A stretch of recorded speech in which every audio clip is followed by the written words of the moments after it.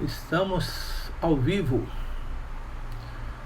esperando aí os irmãos e irmãs para mais um estudo bíblico. Que Deus possa falar aos nossos corações. Irmã Tâmara ali, juntamente com sua família ali, ó. Theo, Tami, Léo, Deus abençoe a todos vocês. Bruna, irmão Hélio, Deus abençoe meu irmão. Até hoje tem uma pergunta, nós iremos assim tentar responder. Gente, dá um ok aí sobre o áudio, se está tudo bem, estão me ouvindo bem, vocês dão um ok aí. A irmã Márcia ali, o irmão Simões ali, ó, abraçadinhos, já entraram também. A graça e a paz, Hélio. Irmã Cássia, Deus abençoe.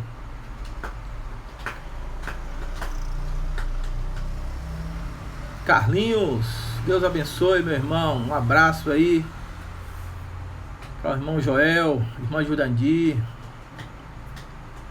irmã Jô.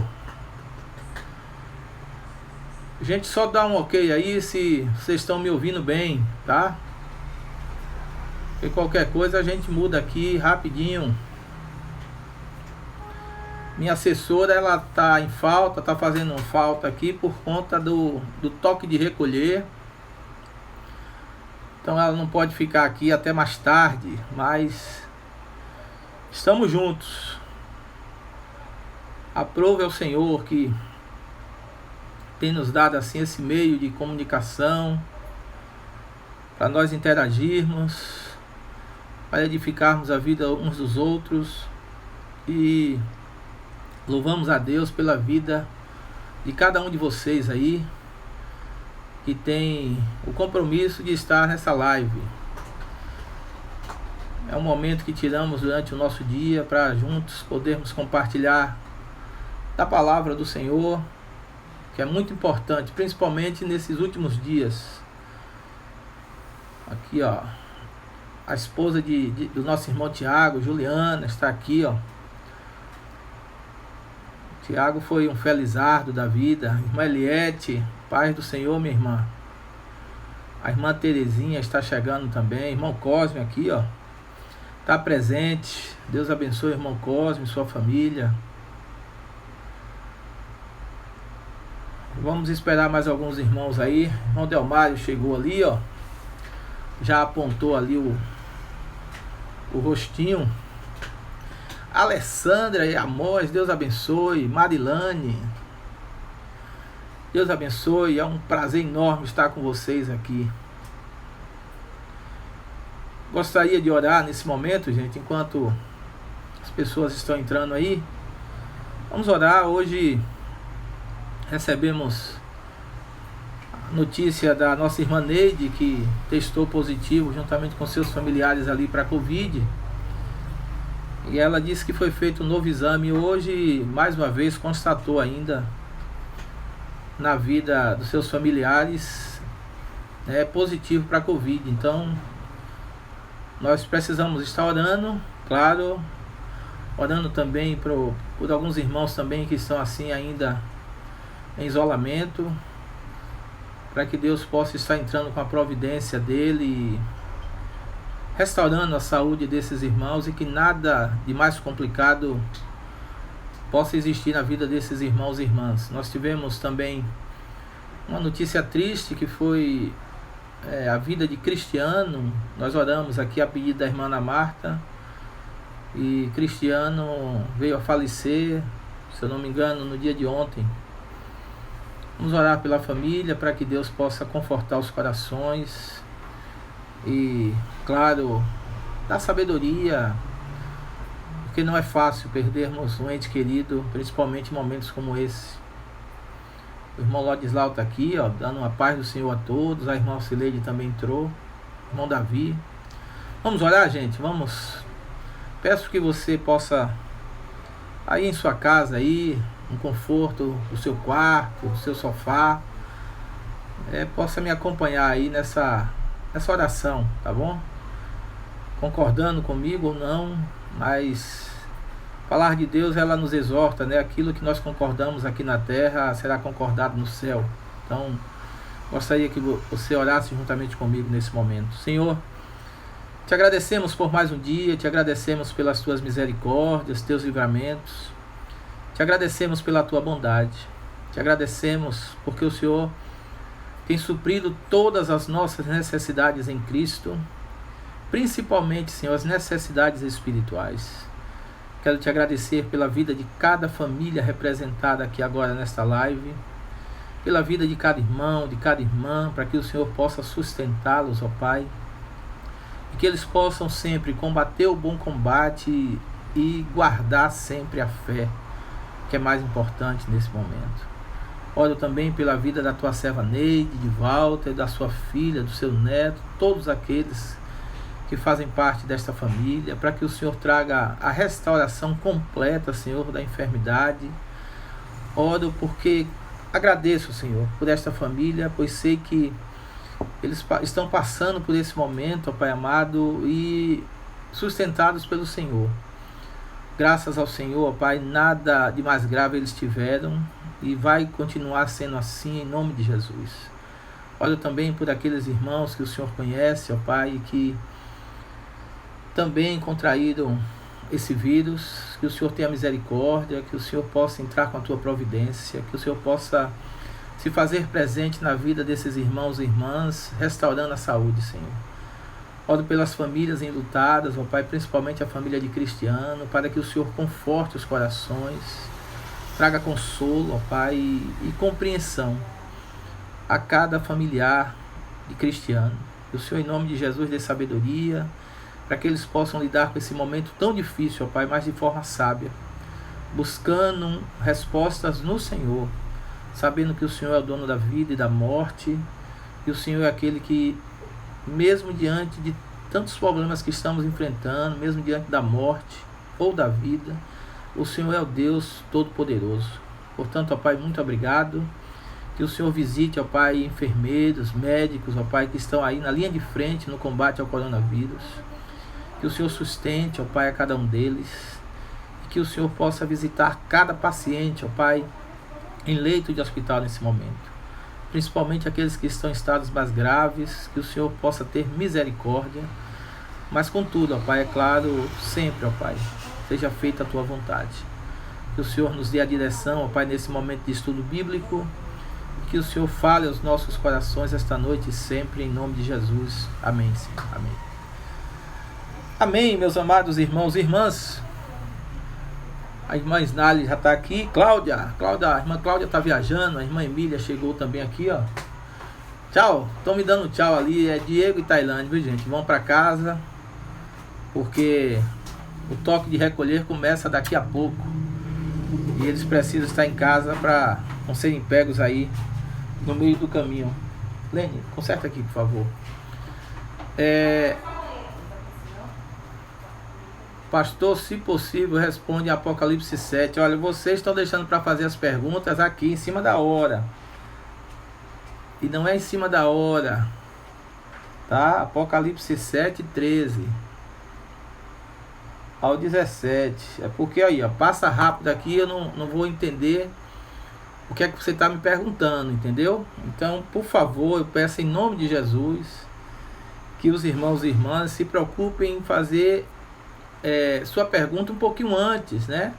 Só para que eu coloque aqui, a gente já tenha mais ou menos uma ideia do que nós vamos falar, onde está. Foi a irmã Alessandra. Coloca de novo aí, minha irmã, porque eu não me passou aqui já, porque vocês ficam subindo e descendo aqui o tempo todo, né? Mas eu peguei aí pelo menos Apocalipse 7, do versículo 13 ao 17, tá? Nós vamos tentar aí, de alguma forma, depois estar falando sobre esse texto.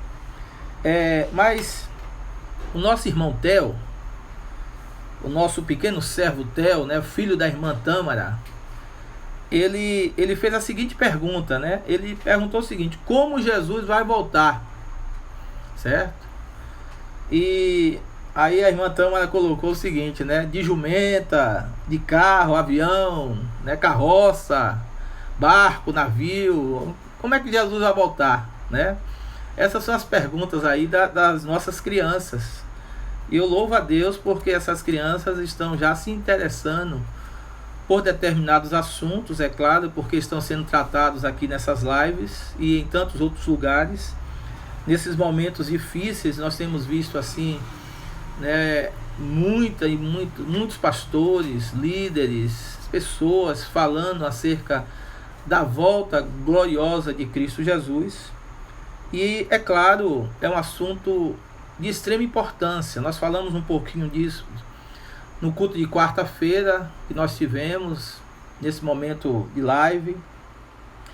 E você crer na volta de Cristo é mais do que essencial, certo? E nós louvamos a Deus pela vida daqueles que creem e não duvidam, porque os que creem, como nós vimos, serão confortados, serão consolados, pregarão o Evangelho com mais intensidade, sabendo que Jesus pode voltar a qualquer momento. E você que ama as pessoas que estão ao seu redor, também deseja que essas pessoas alcancem a salvação em Cristo, e ao voltar Jesus vai levar a sua igreja para estar com Ele para sempre, conforme João capítulo 14 nos ensina. A palavra de Deus diz que Jesus foi preparar lugar para cada um de nós. Então, eu espero que cada um de vocês aqui creia realmente que Jesus ele pode voltar a qualquer momento, sabe? Ele pode voltar você estar trabalhando, ou pode voltar você estar dormindo, ele pode voltar você estar na rua, né? Simplesmente orando, ou tomando um banho, sabe? Não importa a sua condição. A palavra de Deus diz que Jesus não marcou data, não marcou hora, certo? Que a palavra de Deus nos exorta é que nós precisamos estar preparados para esse momento tão glorioso que será a volta de Cristo Jesus.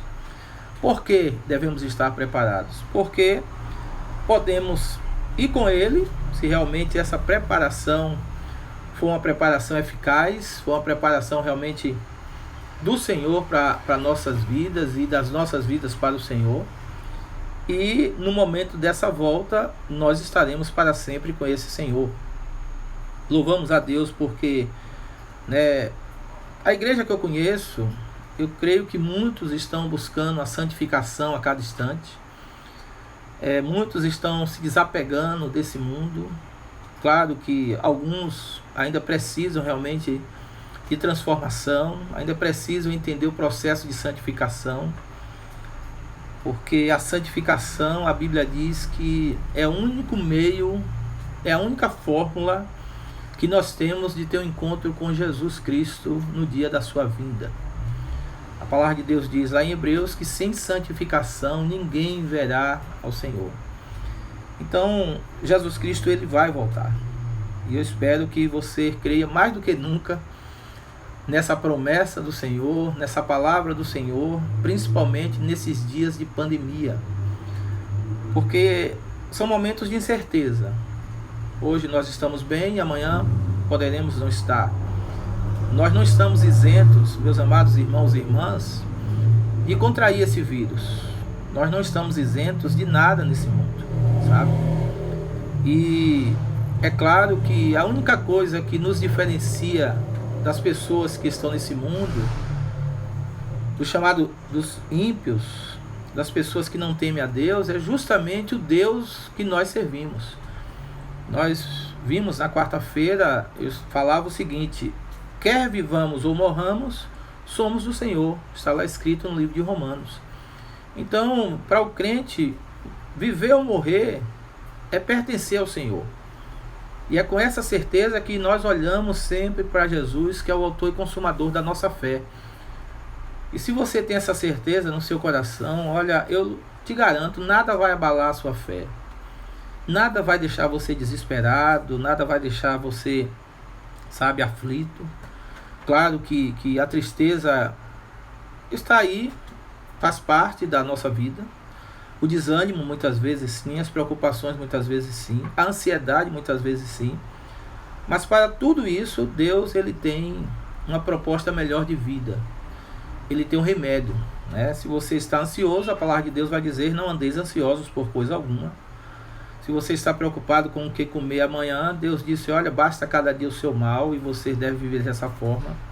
O difícil é que muitos não colocam em prática essa palavra e não confiam plenamente nessa palavra. Essa é a maior dificuldade do ser humano e de muitos cristãos, de muitas pessoas que estão o tempo todo lendo a Bíblia, estão o tempo todo na igreja, mas vivem como se Deus não existisse, ou como se a palavra de Deus, sabe, não existisse para elas, ok?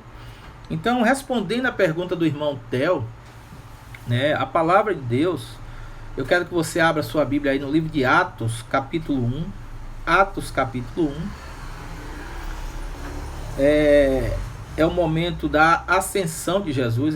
Jesus, depois que morreu, que ressuscitou ao terceiro dia, a palavra de Deus vai dizer que Jesus, ele ainda permaneceu aqui 40 dias e 40 noites. Ele se mostrou aos seus discípulos. Conforme Paulo escreve a carta aos 1 Coríntios, capítulo 15, Jesus apareceu a ele, lá na estrada de Damasco, e a mais 500 irmãos. Né? Então Jesus passou esse momento aqui ainda. Claro que um corpo totalmente glorificado, um corpo totalmente em espírito, já não mais um corpo em carne, como nós também tratamos desse assunto na sexta-feira passada, certo? Mas Jesus, ele tinha que fazer isso para que os seus discípulos pudessem confiar plenamente de que ele, Jesus, tinha ressuscitado dos mortos e estava vivo, né? E permanece vivo e vai voltar. Então, no capítulo 1 de Atos, eu vou ler a partir do versículo 6, para que o irmão Theo aí, né, que está prestando atenção nesse momento, possa entender como Jesus ele subiu, como Jesus ele foi para o céu e como ele vai voltar, né? Não é nem de carro, nem de carroça, nem de jegue, né? Não tem nenhum tipo de meio de transporte, né? E nenhum animal vai estar presente nessa situação, viu, irmão Theo? Mas olha, presta atenção aí, viu? A partir do versículo de número 6.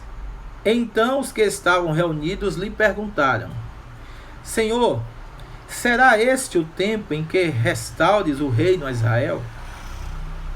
Respondeu-lhes: Não vos compete conhecer tempos ou épocas que o Pai reservou pela sua exclusiva autoridade.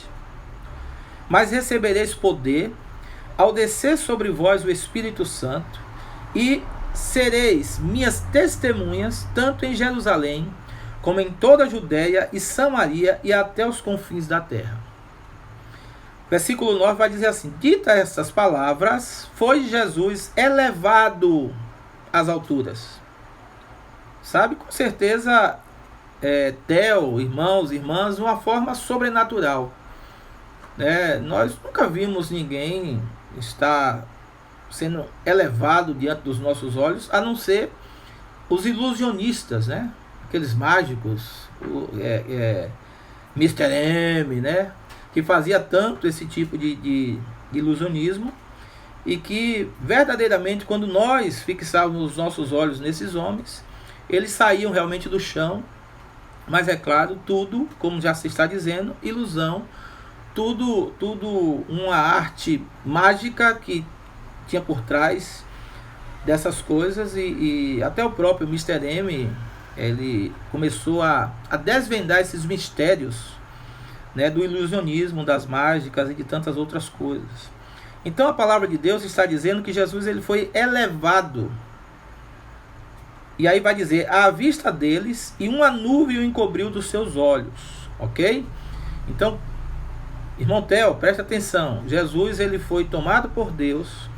Vamos dizer que foi uma forma de arrebatamento ali, né? Mas uma forma suave de arrebatamento. É como se Jesus fosse subindo, subindo, subindo, subindo. E ao entrar entre as nuvens, ele desapareceu por completo.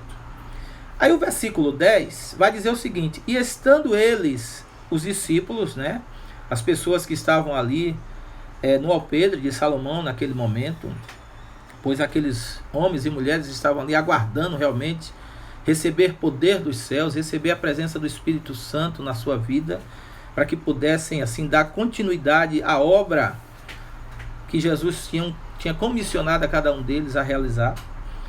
E vai dizer o seguinte: e estando eles com os olhos fitos no céu, enquanto Jesus subia, eis que 2 varões, vestidos de branco, se puseram ao lado deles. E eles disseram: varões galileus, por que estáis olhando para as alturas? Esse Jesus que dentre vós foi assunto ao céu, virá do mesmo modo como viste subir.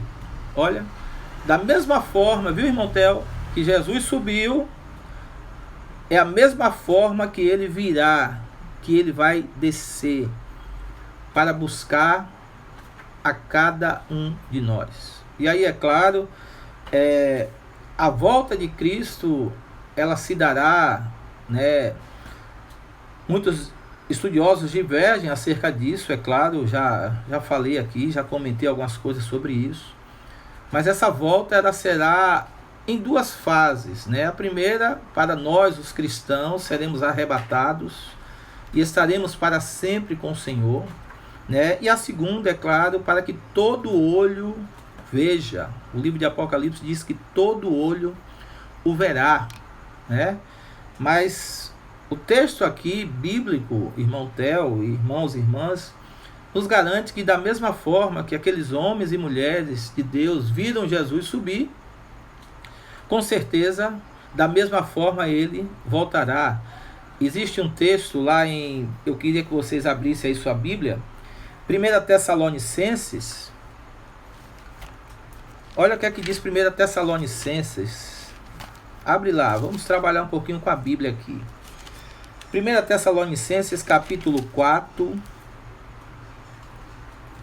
versículo 17 somente. Olha o que é que diz esse texto, viu? Vou ler o versículo 16 e o versículo 17. Porquanto o Senhor, mesmo dada a sua palavra de ordem, ouvida a voz do arcanjo, ressoada a trombeta de Deus, descerá dos céus, e os mortos em Cristo ressuscitarão primeiro. Depois nós, os vivos, os que ficarmos, seremos arrebatados juntamente com eles, entre nuvens, para o encontro do Senhor nos ares, e assim estaremos para sempre com o Senhor. Olha, a Bíblia diz aqui no versículo 16 que ele descerá dos céus, né? Esse é o momento onde vai acontecer o chamado arrebatamento da igreja. Gente, é claro, isso aqui é um particular meu, é a forma como eu creio, respeitando todas as demais linhas de pensamentos, é claro, certo? Mas eu creio nessa palavra de Deus que vai nos tirar desse mundo no momento em que a coisa realmente ficar feia, no momento em que o bicho começar a pegar, usando aqui um termo muito popular, né? A palavra de Deus diz que Jesus descerá, os mortos em Cristo ressuscitarão primeiro, e se nós assim tivermos o privilégio de ficarmos vivos, né, veremos essa cena gloriosa, essa manifestação gloriosa do Senhor, e seremos arrebatados e estaremos com o Senhor nos ares. Veja que aqui Jesus ele não vai tocar os pés nesse mundo, mas aqui Jesus vai nos receber nos ares, certo? Entre nuvens. E a Bíblia diz que estaremos para sempre com o Senhor. Essa seria uma das fases, né? Nessa segunda vinda, o arrebatamento seria a primeira fase dessa segunda vinda de Cristo para o seu povo, para a sua igreja. Aqui nem todos verão, mas sentirão. As pessoas não vão ver Jesus, somente nós, os salvos em Cristo, os que morreram em Cristo e os que ficaram vivos com Cristo, certo? Para que possamos ter esse encontro nos ares, nos céus. Então, nós vamos ver claramente aqui o texto nos dizendo que da mesma forma que Jesus ele foi elevado ao céu, da mesma forma ele vai descer para buscar a mim e a você. Eu espero que nós possamos estar juntos nesse momento. Esses dias atrás eu falei para uma irmã que como pastor, né, eu espero ter o privilégio de chegar na porta do céu com todas as ovelhas que Deus colocou em minhas mãos para pastorear, né? A Bíblia diz que eu tenho que velar pela vida de cada um de vocês. A Bíblia diz que eu tenho que zelar pela vida de cada um de vocês, orar, cuidar, né? E principalmente nesses momentos que estamos distantes, sabe? É um momento de isolamento, é um momento de distanciamento, mas eu espero sempre estar junto, né? É uma ligação que nós fazemos, sabendo como é que o irmão está, o que o irmão está precisando, e principalmente, meus amados irmãos, em termos espirituais. Como é bom, como eu agradeço a Deus, né? Eu que sempre fui resistente, sou resistente com essa questão de WhatsApp, redes sociais, sabe? Eu não quero isso para mim, porque eu sei que é muito complicado essas coisas ainda. Mas esse momento de live, né? Agora mesmo nós estamos em uma campanha aí, e você que está aqui, né? Vá lá, se inscreva no canal da igreja, para nós atingirmos 1000 inscritos, para podermos fazer os nossos cultos pelo YouTube, né? Então é uma ferramenta que nós estamos usando para alimentar os irmãos em Cristo, e o feedback que eu recebo aqui dos irmãos também eu sou alimentado por isso, sabe? Quando cada irmão liga, quando eu ligo e recebo dos irmãos um encorajamento para continuar, olha, eu estou orando, pastor, pela sua vida, pela vida da sua família, né? Então nós louvamos a Deus por isso, porque a coisa mais gloriosa será quando Jesus voltar e nós, sabe, podermos estarmos juntos, adentrando os céus, juntos, subindo nessa cena maravilhosa que será a volta gloriosa de Cristo Jesus. E talvez você está aqui nessa live e talvez nem crer nisso, sabe? Mas eu espero que você passe a crer. Eu espero que você assuma um compromisso com Cristo, porque Ele está voltando. Ele está voltando. A trombeta vai soar para que nós, que somos do Senhor, possamos estar para sempre com o Senhor. Eu espero que a minha resposta assim tenha atendido aí ao irmão Theo, né? E que Theo, a partir de agora, ele possa entender e crer que Jesus, ele não vai voltar de carro, né? As crianças têm algumas ideias, né? Eu até certo momento tinha um rapaz que morava conosco aqui, Coelhinho, né? Todos conhecem a figura do coelho. E ele me perguntava sempre assim: ô Binho, o que é que vai ter no céu? Será que lá nós vamos poder jogar bola? Lá nós vamos comer? né? Então, era perguntas de pessoas assim, totalmente inocentes, perguntas de pessoas que muitas vezes, claro, não têm o conhecimento da palavra de Deus, mas quantos de nós aqui já nos perguntamos isso? Ou até os dias de hoje nos perguntamos isso: o que é que nós vamos fazer no céu? Né? Então é interessante você ir à Bíblia e você estudar e você analisar e ver realmente o que a Bíblia ensina acerca desse assunto. O céu será um lugar de glória, o céu será um lugar de louvor, de adoração, né? O céu não vai ser um lugar para você evangelizar ninguém, porque quem vai estar lá já está salvo. É por isso que o evangelismo tem que acontecer aqui, né? O céu é lugar de presença do Senhor, sabe? A Bíblia diz que toda lágrima vai ser arrancada dos nossos olhos. Olha que maravilha. Todo sofrimento, no céu não vai ter problema com pandemia. Agora surgiram as vespas gigantes, venenosíssimas, que eu soube da notícia, da informação que eu tive, foi que matou um homem na Espanha. Essas vespas chegaram nos Estados Unidos, já está para o lado da Espanha, e nós temos visto assim a palavra de Deus se cumprindo. E esperamos que cada um de nós possamos estar atentos a tudo que está acontecendo no mundo, em termos de pandemias, em termos de pestes, uma praga de gafanhoto lá na África, em uma região na África, né? E tudo isso a Bíblia está se cumprindo a cada dia. E isso nos mostra pelos sinais que Jesus está voltando, né? Quando, como, né? Nós sabemos. Quando, não sabemos. Mas sabemos sim que ele descerá do céu para nos buscar e nós iremos encontrar com Ele nos ares para estarmos para sempre com o Senhor, né? Ok? Espero que Theo... Coloca aí, Theo. Entendi. Ele colocou ali já. Entendi. Ok. A segunda pergunta que o irmão André, né, nos trouxe aqui, gente, foi a seguinte. Pedro tinha um certo preconceito contra os não-judeus, os chamados gentios, né? Eu posso afirmar que sim, irmão André, né? Eu queria ler com vocês o livro de Atos. Atos capítulo 10. Se eu não estou enganado, Atos capítulo 10 é a primeira vez que a palavra de Deus, o evangelho, será pregado a um gentio, em Atos capítulo 10. E é justamente através do nosso irmão Pedro. Vamos entender uma coisa, gente. Os judeus, o povo de Israel, eles se achavam os únicos detentores da verdade. E claro, eles foram quem receberam a lei de Moisés, né, por intermédio de Moisés. Eles eram descendentes de Abraão. A eles foram prometido a terra que manava leite e mel, né? Então, na realidade, os judeus sempre se acharam melhores do que os demais povos, as demais nações.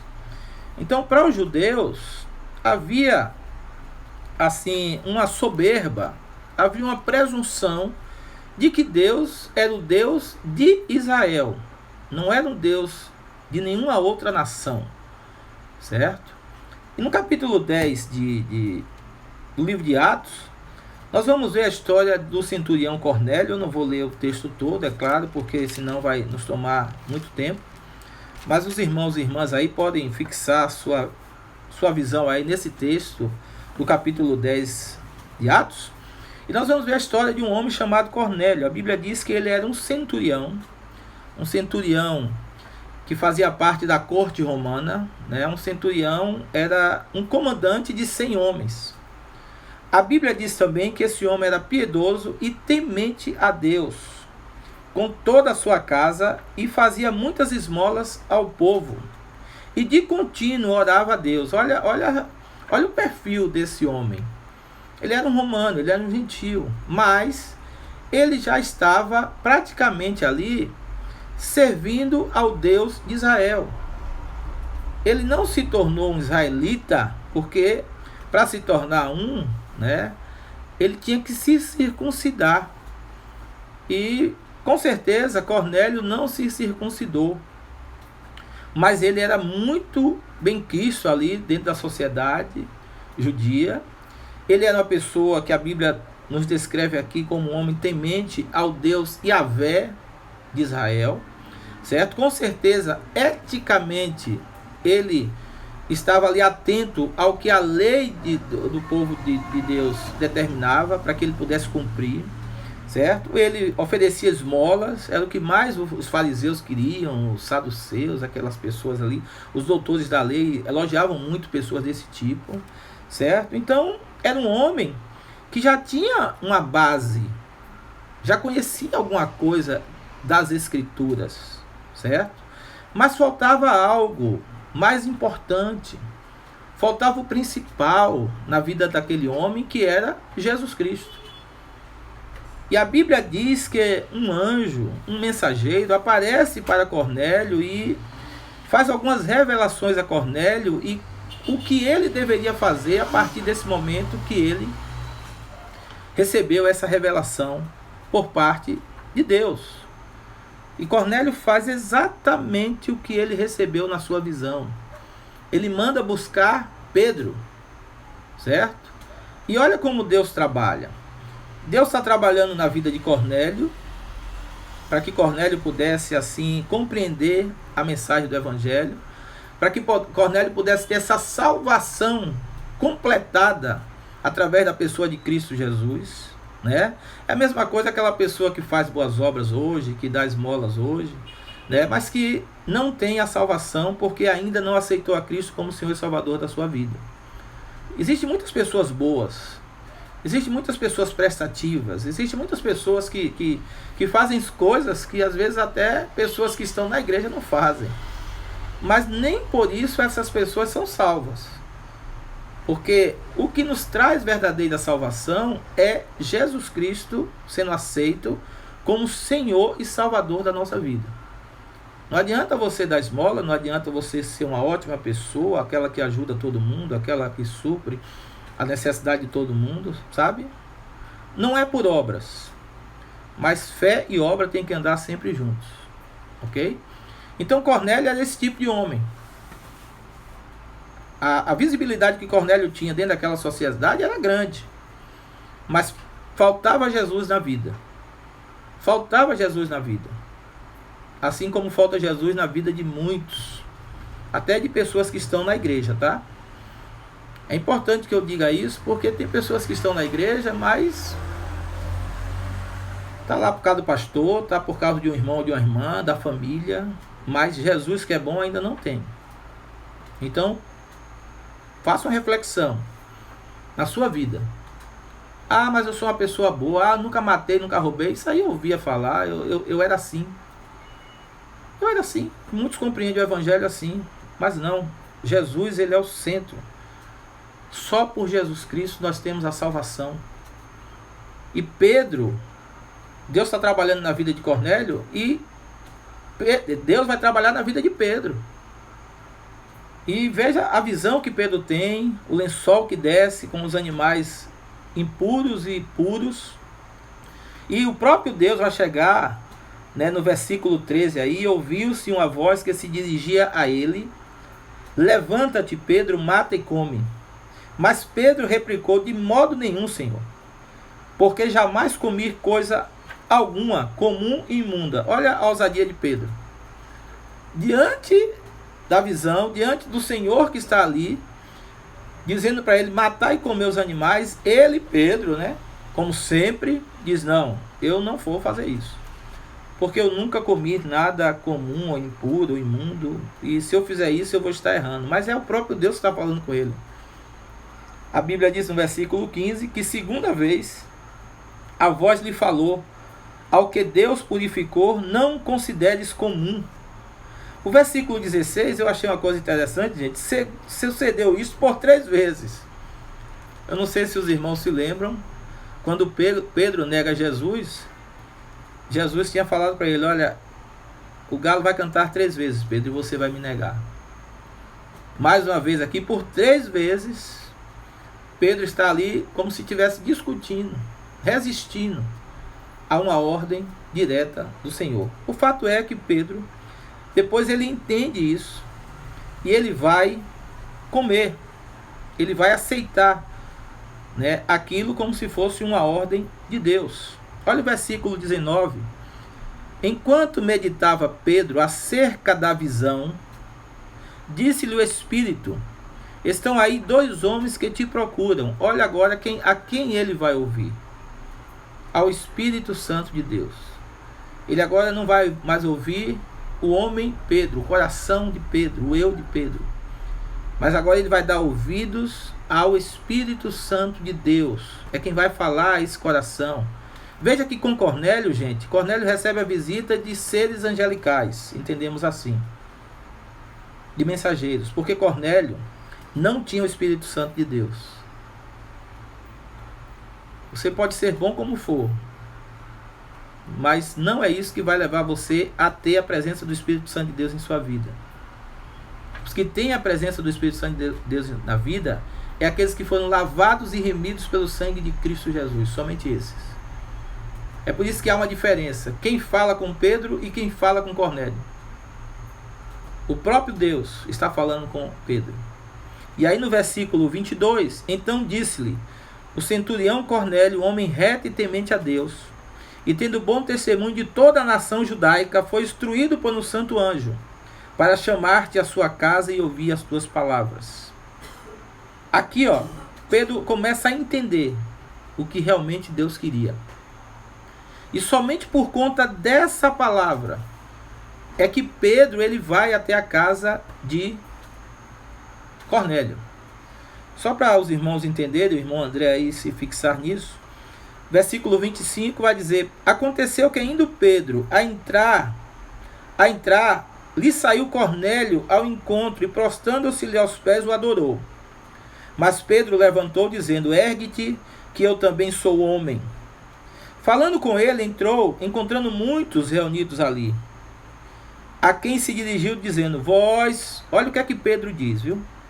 Vós bem sabeis que é proibido a um judeu ajuntar-se, ou mesmo aproximar-se a alguém de outra raça. Mas Deus me demonstrou que a nenhum homem considerasse comum e imundo. Olha a visão que Pedro tinha. Se fosse por Pedro, somente por ele, decisão dele, Pedro, como um judeu de carteirinha, nacionalista que era, ele não iria até a casa de Cornélio. Porque Pedro realmente, ele tinha um certo preconceito, assim como todo judeu, todo israelense, tinham preconceito contra outras raças, contra os chamados gentios. Mas o que eu falei foi o seguinte: Deus trabalhou no coração de Cornélio e Deus trabalhou no coração de Pedro. Deus falou a Cornélio e Deus falou a Pedro, para que Pedro pudesse entender de que a ordem para estar ali na casa de Cornélio foi ele, Deus, que tinha dado essa ordem a Pedro e mais ninguém. E por isso Pedro entende que ele deveria estar ali, claro que dentro daquela visão toda que ele recebeu. Então veja que o que é que aconteceu? Pedro vai ali, prega a palavra de Deus, né? Sem preconceito algum, sem discriminar aquele homem. A Bíblia diz que aquele homem reuniu várias pessoas, com certeza estavam ali os seus familiares, com certeza estavam ali alguns soldados. Aqui eu estou, é claro, trazendo assim algumas hipóteses de pessoas que estavam naquele momento ali, né? Mas o fato é que muita gente, a Bíblia diz que muitos estavam reunidos ali. Olha o interesse daquele homem, de conhecer o Evangelho, de conhecer a Jesus. E Pedro iria ter o privilégio de fazer isso. A Bíblia diz que o final é que aquele homem, juntamente com todas as pessoas que estavam ali, foram batizadas. E o interessante, só para os irmãos entenderem, irmãs, no versículo 45, vai dizer assim: e os fiéis que eram da circuncisão, que vieram com Pedro, admiraram-se. Por que admiraram-se? Porque o mesmo que aconteceu com Pedro e os discípulos lá no Pentecostes aconteceu com aquelas pessoas ali. O Espírito Santo desceu sobre a vida delas. O Espírito Santo encheu o coração daquelas pessoas. A Bíblia diz que o mesmo que aconteceu com Pedro e com os demais discípulos em Pentecostes, eles passaram a falar em línguas e glorificavam, exaltavam a Deus, para justamente ter a confirmação de que o Espírito de Deus agora estava não somente habitando no meio do povo judeu, mas a salvação agora era para todos, como sempre foi o propósito de Deus. O propósito de Deus sempre foi esse. Algumas pessoas tendem a perguntar assim: se os judeus tivessem reconhecido a Jesus como Messias, e nós estaríamos aqui, ficaria bem mais fácil, porque se o povo judeu tivesse reconhecido Jesus como Messias, esse povo pregaria a palavra de Deus, assim como Pedro e os seus discípulos estavam pregando a palavra de Deus. Só que é claro, em menor número. Imagine se uma nação reconhecesse a Jesus como Senhor, como Messias. Com certeza o mundo seria invadido por essa palavra. Mas é claro, Deus tem os seus propósitos, as suas formas de trabalhar, e louvamos a Ele por isso, certo? Mas o fato é que nesse exato momento aqui do capítulo 10, se quebra paradigmas, rompem barreiras, e a partir desse momento, os cristãos, chamados cristãos judaizantes, e nós vamos ver Pedro lá na frente, nós vamos ver Pedro ser repreendido por Paulo, porque Pedro era uma coisa no meio dos cristãos judaizantes e era uma coisa no meio dos cristãos, dos gentios que se converteram. Pedro ainda tinha essa dificuldade, sabe? Justamente porque era um homem nacionalista, apegado à nação de Israel, mas que foi quebrando isso, claro, com a presença do Espírito Santo na sua vida e vendo a importância de se pregar o evangelho a toda criatura, a homens e mulheres de todas as nações. Deus queria que através dos judeus seu nome fosse propagado, justamente, Cláudio, é isso aí. Nunca foi vontade de Deus salvar somente Israel. Israel é a nação eleita? Sim. Ainda creio. Deus tem propósitos ainda para essa nação, para esse povo. A palavra de Deus nos diz isso, nos ensina isso, nós não podemos fugir disso. Mas a palavra de Deus era para ser disseminada entre as nações, por todo mundo. E louvamos a Deus por isso, porque chegou até nós, né? E hoje podemos estar aqui. Então Pedro tinha sim, André, um preconceito com as demais pessoas de outras nações, de outras nacionalidades, sim. Mas pelo Espírito Santo de Deus, ele foi sendo quebrantado e vendo a importância. Tanto é que o apóstolo dos gentios não vai ser Pedro, vai ser Paulo. É Paulo que Deus chama e ele vai dizer assim, olha, esse é para mim um vaso escolhido.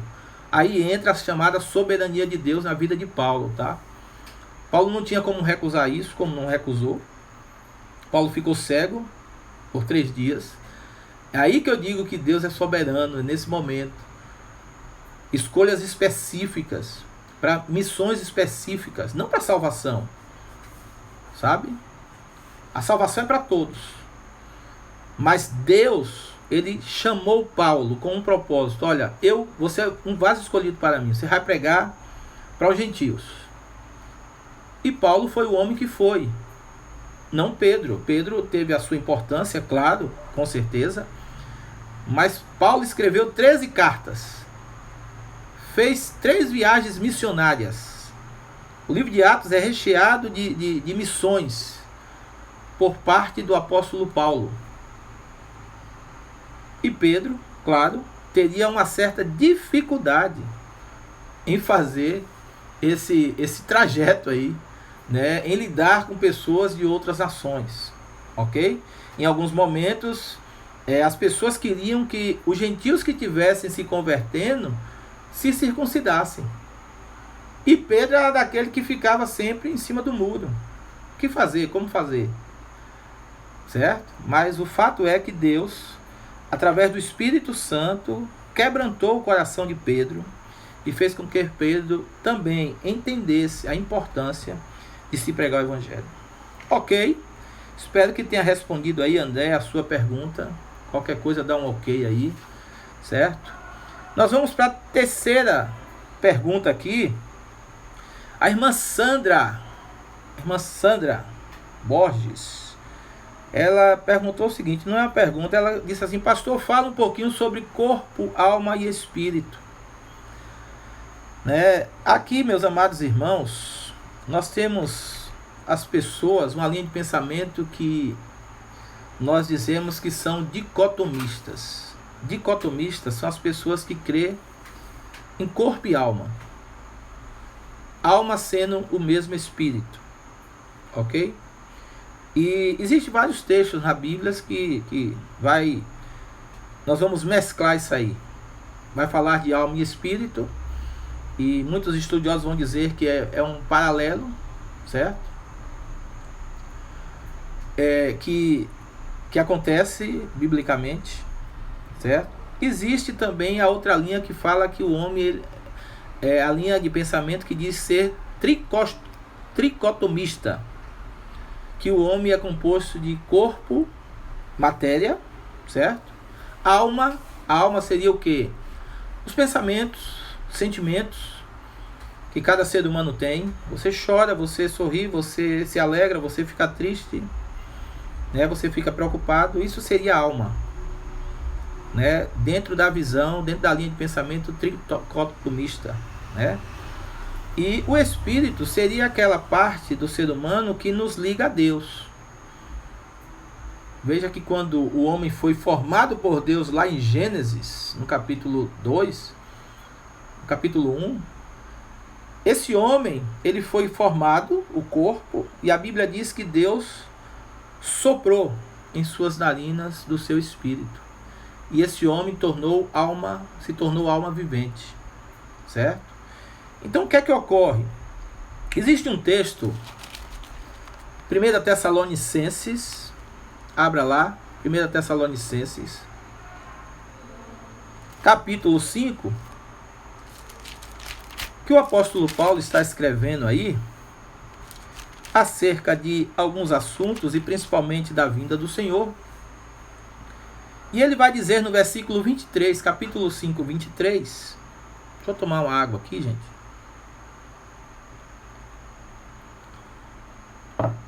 Capítulo 5, 23 vai dizer o seguinte, ó.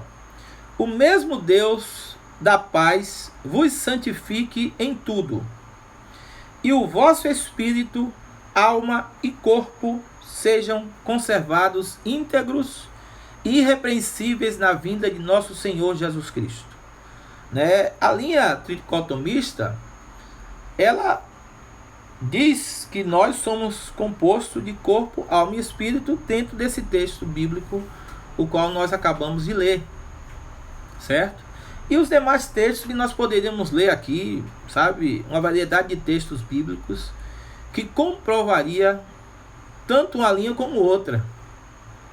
Então o que eu sempre digo é o seguinte, eu creio que não se vai haver tanta diferença quando nós partirmos desse mundo. Se você crê que o homem é composto de corpo e alma, alma sendo alma e espírito, é claro, né? E você crê na volta de Cristo e você coloca a sua fé nesse Jesus e vive para esse Jesus, com certeza você vai estar no céu. O corpo, a Bíblia diz o seguinte, se eu não me engano, no livro de Daniel, no Eclesiastes, vai dizer assim: o homem que morre, esse corpo volta ao pó, e o espírito volta a Deus, certo? A matéria, ela vai se acabar. Não é que ela não preste para nada, porque esse corpo que eu tenho hoje, ele vai ressuscitar um dia para se juntar ao meu espírito, ok? Então, o nosso pensamento, o apóstolo Paulo, no livro na carta aos Hebreus, quer dizer, não podemos afirmar que foi Paulo que escreveu, por força do hábito nós falamos Paulo, mas na realidade a carta aos Hebreus nós não temos assim uma confirmação por quem foi escrito. Mas no capítulo 4, versículo 12, vai dizer assim que a Bíblia, a palavra de Deus, é como espada, e ela penetra, dividindo juntas e medulas, alma e espírito, né? Como se fizesse uma diferenciação de alma e espírito. Então, dentro do pensamento tricotomista, a alma é justamente aquelas sensações que nós temos, as emoções que nós temos. E o espírito é aquela parte que nos leva a Deus, né? Tem uma linha de pensamento que diz o seguinte, que o homem ele está totalmente perdido. O homem, eu esqueci agora uma expressão que se usa, um termo que se usa, né? Que o homem ele não tem condições de buscar a Deus. Eu discordo um pouquinho disso, porque todo ser humano, de alguma forma, ele busca se apegar a alguma divindade. Eu posso estar até errado, mas desde quando eu me conheço por gente, sabe? Até aquelas tribos mais distantes que não têm contato com a civilização, eles se apegam a algum tipo de Deus, eles criam um Deus para eles. É o pau, é o sol, é a lua, sabe? Mas eles criam de alguma forma, porque o espírito que Deus soprou nesse homem, que o torna alma vivente, tem sede por algo maior, por alguém maior, sabe? A expressão é depravação total. Depravação total. Ok, eu quero entender isso como pecado. A Bíblia diz que todos nós estamos em pecado e destituídos estão da glória de Deus. É isso mesmo, irmã Jo, já lembrei aqui, depravação total. O homem não é totalmente depravado. Eu não entendo dessa forma. Como eu falei, acabei de falar aqui há poucos instantes, existem pessoas muito boas ao nosso redor. Eu posso entender depravação total no sentido de pecado. Como a Bíblia fala em Romanos capítulo 3, né, versículo 23, todos os pecados destituídos estão da glória de Deus. Realmente o pecado afasta o homem de Deus, certo? Mas o homem, ele busca esse Deus por caminhos tortuosos, até encontrar Jesus. Eu já passei por isso, você já passou por isso, certo? Mas eu creio que esse homem, ele de alguma forma busca ter um contato com o sobrenatural, certo? Pode até errar o caminho, mas o fato é que ele tem esse contato, certo? Mas esse homem, ele pode ser composto corpo, alma e espírito, sim. Alma sendo espírito, ok. Mas eu fico mais com a visão tricotomista, crendo que o homem, como Paulo falou aqui na primeira carta aos Tessalonicenses, dizendo que o homem é corpo, alma e espírito. O corpo, matéria, essa vai para o túmulo, certo? E um dia ressuscitará. A alma são as suas emoções, os seus pensamentos, seria razão, emoção e matéria, ok.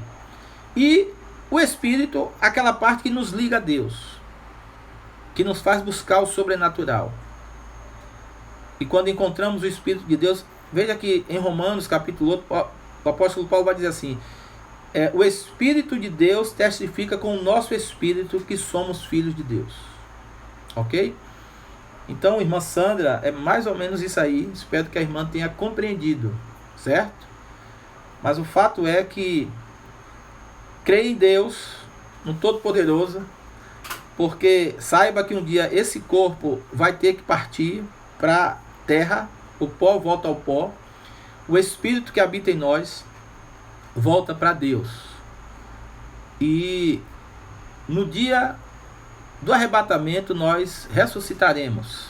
Primeiro, é claro, os que morrerem em Cristo, e logo depois aqueles que estiverem vivos. Ok? Gente, nosso tempo aqui está se concluindo, tá? A irmã Alessandra colocou aqui Apocalipse capítulo 7. Se os irmãos tiverem assim, claro, coragem de esperar mais um pouco, eu vou esperar o nosso tempo acabar para que a gente entre da próxima vez já falando de Apocalipse capítulo 7. Eu peço à irmã Alessandra que ela reformule aí a sua pergunta, certo?